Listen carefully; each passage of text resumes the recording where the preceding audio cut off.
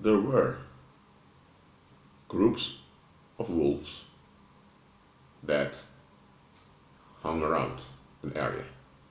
And in that area, Portuguese colonists established a village. The village was used by Portuguese and Spanish merchants for trade. And near the village, Portuguese colonists settled. They had livestock, they had cornfields. So the economy boomed over there. But there were many wolves around. And from time to time it happened that the wolves would enter the farms of the colonists and cause trouble and chaos. So one day, one of the shepherds came with an idea. He took one of the goats, he fed the goat with a lot of trash.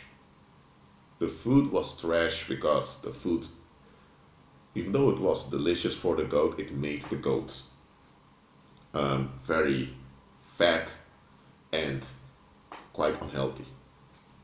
So after a while, the other goats began to avoid this particular goat that received a lot of junk food. Let me call it junk food for now.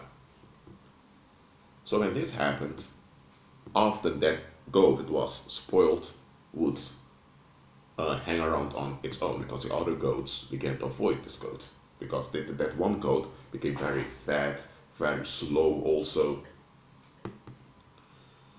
And the wife of the shepherd asked him, "Honey, what are you doing? Why are you spoiling that goat that much? Don't you see that the animals become fat, slow, and dysfunctional?" And the farmer tells her, "Wife, trust me, I know what I'm doing." So he did the same with a few more goats. He had around 800 goats. He did this with 5 goats. One day, the son of the family asked the father, "Dad, what did you do? Or what did you guys do?" The father asks, "What do you mean?" The son tells him, "Normally, every week, we have to chase some wolves away from the flock. But lately, I don't see any wolf around. And it's quite weird because this town only has 200 people. So, did you kill all the wolves around here? What did you do?" And then the father told him, "Son, do you remember those goats I used to spoil?" The son said, "Yeah." Now, I figured out that the wolves often want some meat. The wolves are not that hungry, but based on their instinct as wolves, they just want to devour some meat to satisfy some predatory urges inside of them. So that's why they would often invade our farms and jump on one of the goats. So I selected 5 goats. I made them fat so that they would become noticeable. And because those goats became dysfunctional, the other goats tended to keep them at a distance. So every week when the predators would come, the predators would obviously notice those dysfunctional goats. And because those dysfunctional goats did not function properly within the group, they were an easy target. So now the wolves would come, but the wolves would not go after the 795 goats anymore. Because those 5 dysfunctional goats were an easy target, they were easy prey, and the wolves would just go after those dysfunctional ones because those dysfunctional ones were slow also. and they would satisfy their predatory urges on those 5. And more goats are being born at the same time. So each month I do the same thing. Pick 5 goats from the multitude, spoil them, so that when the predators come, they go after those goats. So the rest of the goats are left alone. Now that was the parable. The parable took around 5 minutes. Now, what I'm going to talk about now is called blood concessions.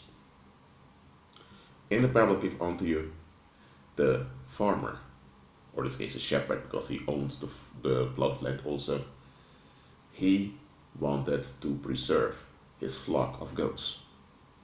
To the predators around, he could not prevent the wolves from coming. The Portuguese authorities were all the way in Lisbon across the ocean, and the nearest Portuguese authorities in Brazil were around 10 kilometers away. So he had to figure out an easy and cheap way to keep the predators away. So what he did was distract the wolves with a concession. The concession was he sacrificed a few of his own goats to preserve the many. Now, what does this have to do with blood concessions? It comes down to this. In human communities, in human relationships, people have expectations. Now, if your expectations are correct and natural, that's it. People can handle it, people can deal with it. But often or not, well, I would say often, in the world, people have expectations that they don't examine. And those expectations are often unconscious. And those expectations lead to friction, to conflict and contention. So heat emerges in the human community. And that heat causes stress. And that stress causes dysfunction in sleeping patterns, dysfunction in marriages, dysfunction in daily life. And sometimes those dysfunctions can be deadly. It can cause accidents, all of that. So when the heat arises in a community, there are those people in the community that just can't handle any form of discomfort. With the least amount of discomfort, they escalate. In every human ethnicity, you have such people. And then you have folks, of course, who enable them. Now, such folks, you have them. You can't ban them because they are interconnected with the community. So what do? You concede the safety of a few of your group members onto those people. So let me say like this. You have narcissists around who just want to dump their rage and dump their anger and frustration on others because they don't want to face anything.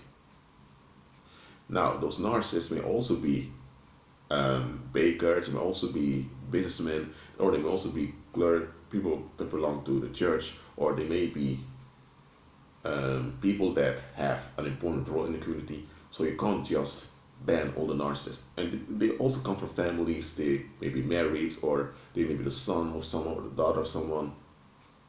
So what are you going to do? You need to keep the community intact, but you also don't want predators to prey around with out of control. You don't have prisons to lock up all the narcissists, because even if you have prisons to lock them up, you still need to feed them. You still need to have people to manage them. So what pagans did in past ages, and there are places where this still happens, is that they offer monetary compensation to parents who are willing to sacrifice their children. And this would be a living sacrifice. So the child, let me say around 5-6 years old, is told by the parents, you're going away with Uncle Dad. You're going to Disneyland. So the child thinks, oh, I'm going to Disneyland. The child has some beautiful expectations. The child trusts the parents completely. But Uncle Dad belongs to the pagan priest class. And what Uncle Dad will do is he will hand that boy over to the Polonistic cult, and the Polonistic cult traumatizes the child either through sexual abuse or to psychological abuse over and over again. And because of this, dysfunction occurs within the kid. And at the same time, the parents have other people that overwhelm the kid with gifts and all of that. So the kid is destabilized on two fronts, through traumatization and through enforced relief. So in both ways, the child is destabilized. Now, this will cause the child to become an unbalanced adult, an adult that can't function properly. Now, what will happen is that during the lifetime of this boy, the boy will encounter a lot of dysfunction socially. He will likely become an outcast, he will become a drug addict, or he will become something quite dysfunctional, and this will be visible. This is a visible dysfunction. And because this visible dysfunction, people tend to avoid them because they don't want to be associated with dysfunction. But now predators also see this. And because others don't really take their natural responsibilities seriously towards this boy who was now a grown man, predators can easily target this man. You can have a female narcissist that comes after him, even marries him, and eventually he ends up in a home shelter with suicidal thoughts. And people are asking, how could this happen? Now, this is how it went. The parents of that man made a blood concession onto the community. And their willingness to make this blood concession was rewarded with monetary compensations. So the parents now have what you can say an easy life. They have no debt collectors come after them, they have no debts, they have neighbors smiling at them all the time, so everything's going at ease with them. But why is everything going at ease with them? They made a blood concession to the community, and now the demons are shielding them from negative energy from the community. And this shield against negative energy from the community brings them a lot of relief, brings them ease. So now people look at the family and say, whoa, that husband and wife, man, they've been married for 20, 30 years, man, this is going well with them. All their children are grown up, they have jobs, they're married also. But there's only one child of theirs who's so messed up, man.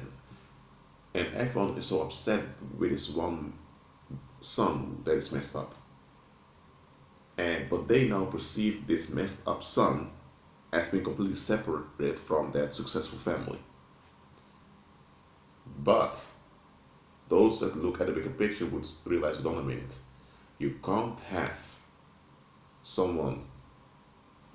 a family that's completely functional and only one individual is dysfunctional. If one individual is so dysfunctional and they grew up in that family, that means there's something wrong with that family. But people often want to look beyond just to look at the surface, and just looking at the surface enables predators.